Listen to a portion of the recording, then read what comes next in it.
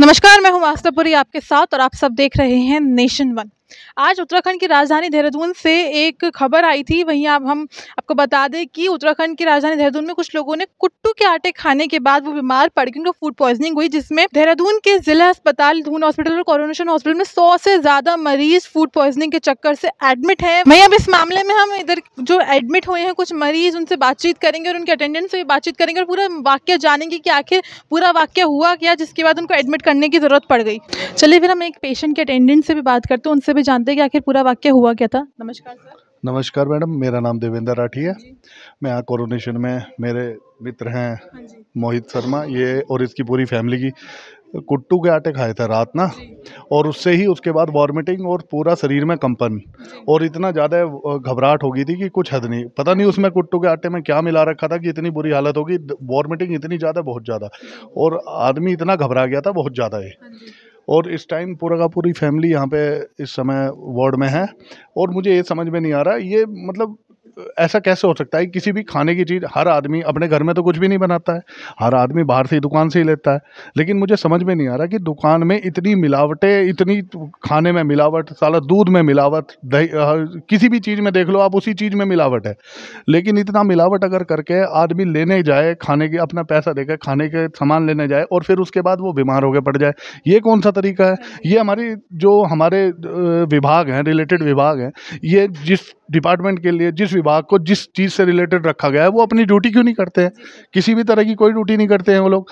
पता नहीं क्या समझ में आ रहा है। अब करोड़ों रुपए आप लोग हर साल, सरकार आपको बहुत सारा हमारे पास से टैक्स कटते हैं जब आपको तनख्वाह मिलती है।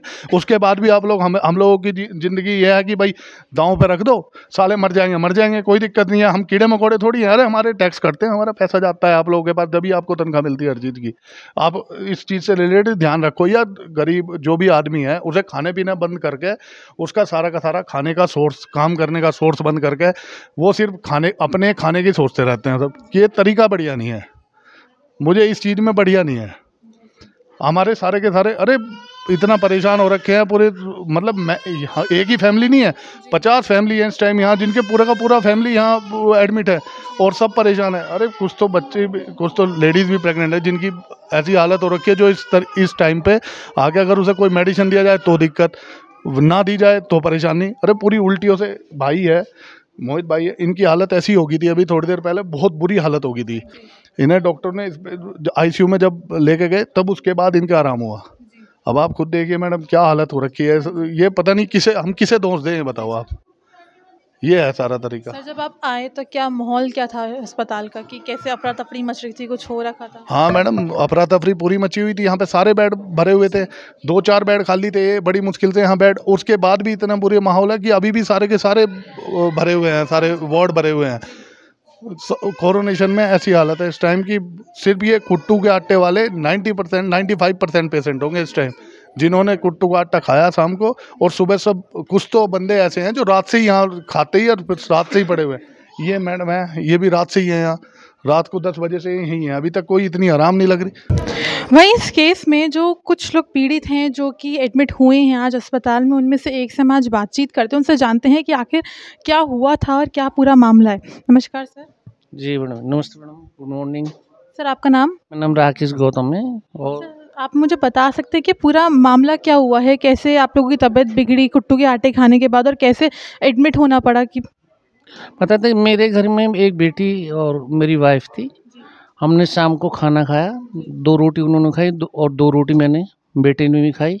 लेकिन सबसे पहले तबीयत उनकी, मेरी वाइफ बीमार रहती है, अस्वस्थ रहती हैं, उनको जल्दी कर गया वो। मुझे धीरे धीरे हुआ, फिर मैंने भी किसी को पास में फ़ोन किया, मेरे परिचित थे उनको, मैं उनके घर पे गया, फिर वो आए वहाँ पे। लेकिन मैंने इन लोगों को नहीं बताया कि मेरी भी तबीयत ख़राब है, क्योंकि मैं भी बोल देता तो ये कमज़ोर हो जाते हैं। फिर मैंने थोड़ा हिम्मत से काम लिया और मैं थोड़ा इनको देख के ऐसे कमर उमर करी, इनको बिठाया। बेटे की भी तबीयत ख़राब थी, मगर उसने भी साथ दिया, हम दोनों थे। और अब मैंने कंट्रोल रूम फ़ोन किया, फिर वहाँ से फ़ोन आया कि आप ऐसे-ऐसे कहाँ हैं। उसमें जल्दी प्रोसेस था, लेकिन मेरे परिचित गाड़ी द्वारा हम यहाँ आ गए। यहाँ पे फिर नाइट में स्टाफ कम है यहाँ पे कोऑर्डिनेशन से। वैसे मैं साहब से ही बात करेंगे, बताएंगे सुधांशु सर को भी और डीएम साहब को ही बोलेंगे, मैं शासन में हूँ। कम स्टाफ था, काफ़ी टाइम तक बैठे रहे, लेकिन उन्होंने करा सबको बैठे बैठे ड्रिप का उसका रहा। तो फिर मेरी भी यहाँ ज़्यादा तबीयत ख़राब हो गई 1 घंटे बाद, उल्टी वगैरह मैंने बाहर ही की। और उन्होंने बताया कि थोड़ा जब जगह खाली होगी तभी आपको बिठाएंगे। अब वो इस टाइम किससे बहस करना तो उचित नहीं है, हम भी सुरक्षा के दायित्व देखते हैं। तो इसलिए मैंने उसको शांत किया, मैंने कोई नहीं आप सिरिंज लगा दो, मैंने बैठ के सिरिंज लग जाएगी, ये है कोई बैठे रहेंगे। सर, हमें सुनने में आया है कि काफ़ी सारे लोग हैं, आई थिंक 100 से ज़्यादा लोग एडमिट हुए हैं दोनों अस्पतालों में, दून में भी, कोरोनेशन में भी। भी हैं इसमें। जब हम आए हैं तो मेरे से पहले 15-20 लोग आ गए थे यहाँ पे मेरे से पहले। और जब अगर इनको पता लगा कि सब ये वाले आटे वाले हैं तो मैंने नहीं बताया इनको कि आटे वाले हैं। तो मैंने एक घबराहट हो जाती, महिलाएं ज़्यादा घबराहट कर जाती हैं इसमें, इसलिए मैंने इनको कम बताया। फिर उनको बताया मैंने ऐसे ऐसे ना बहुत भीड़ है।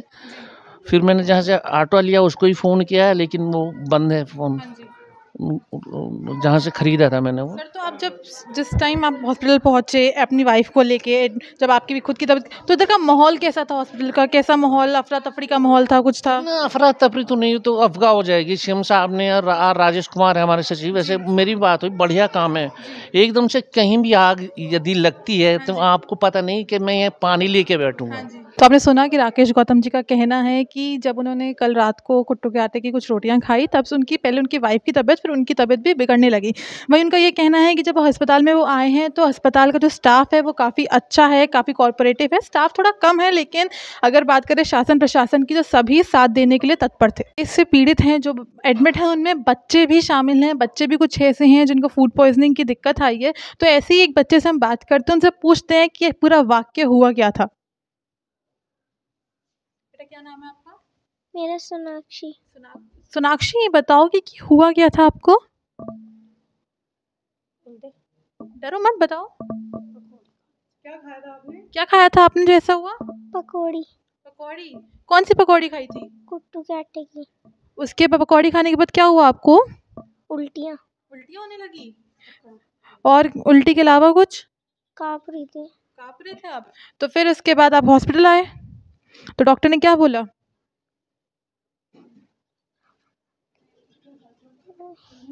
अभी आप कैसा फील कर रहे हो? अच्छा। आप ठीक फील कर रहे हो? हाँ। ठीक है सोनाक्षी। तो ये आपने सुना कि जो बच्चा, उसका भी ये कहना है कि उसने कुट्टू के आटे की पकौड़ियाँ खाई, जिसके बाद उसको उल्टियाँ होने लगी, कपकपाने लगी, जिसके बाद उसको हॉस्पिटल लाया गया, जहाँ पे उसको फूड पॉइजनिंग डिटेक्ट हुई है।